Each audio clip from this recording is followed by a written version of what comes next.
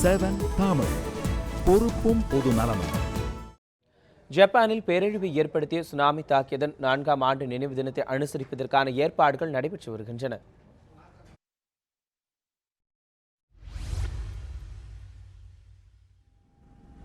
ஜப்பானில் கடந்த 2011ஆம் ஆண்டு மார்ச் மாதம் 11ஆம் தேதி கடுமையான நிலநடுக்கம் ஏற்பட்டது. ஜப்பான் தலைநகர் டோக்கியோவிலிருந்து 373 கிலோமீட்டர் தொலைவில் உள்ள மியாக்கி பகுதியில் இந்த நிலநடுக்கம் ஏற்பட்டது. இந்த நிலநடுக்கத்தை அடுத்து ஏற்பட்ட சுனாமியின் காரணமாக 8500 பேர் உயிரிழந்ததாக தெரிவிக்கப்பட்டது. ஜப்பான் நேரப்படி மதியம் 2:48 மணிக்கு 9 ரிக்டர் அளவு நிலநடுக்கம் பதிவானது.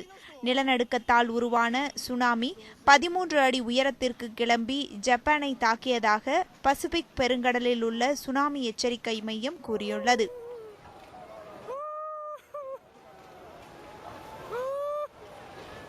வடகிழக்கு மாகாணமான மியாக்கி பகுதி அதிக அளவில் பாதிக்கப்பட்டது. நிலநடுக்கம் காரணமாக நூற்றுக்கணக்கான வீடுகள் தரைமட்டமாகின. சில இடங்களில் இடிந்த கட்டடங்களும் எண்ணெய் கிணறுகளும் தீப்பிடித்து எரிந்தன.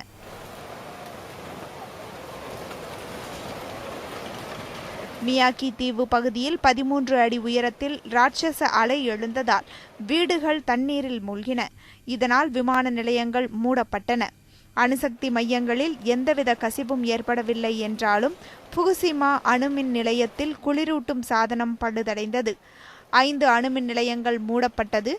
இதனையடுத்து அங்கு அவசர நிலை பிறப்பிக்கப்பட்டது. சுனாமியால் கட்டடங்களின் இடையே சிக்கியவர்களை மீட்கும் பணியில் ஏராளமான மீட்புப் படையினர் ஈடுபட்டனர். நீண்ட நாட்களாக மின் இணைப்பு இல்லாமல் மக்கள் அவதியுற்றனர். 1.5 லட்சம் மக்கள் வீடுகளை இழந்தனர். சுனாமியின் தாக்கம் ஹவாய் தீவு மற்றும் தைவானிலும் எதிரொலித்தது.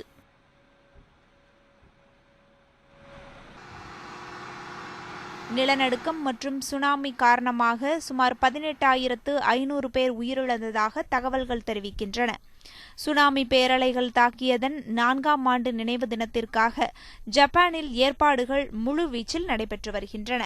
ஜெனிஃபர் டேனியல், செய்திப்பிரிவு, நியூஸ் 7 தமிழ்.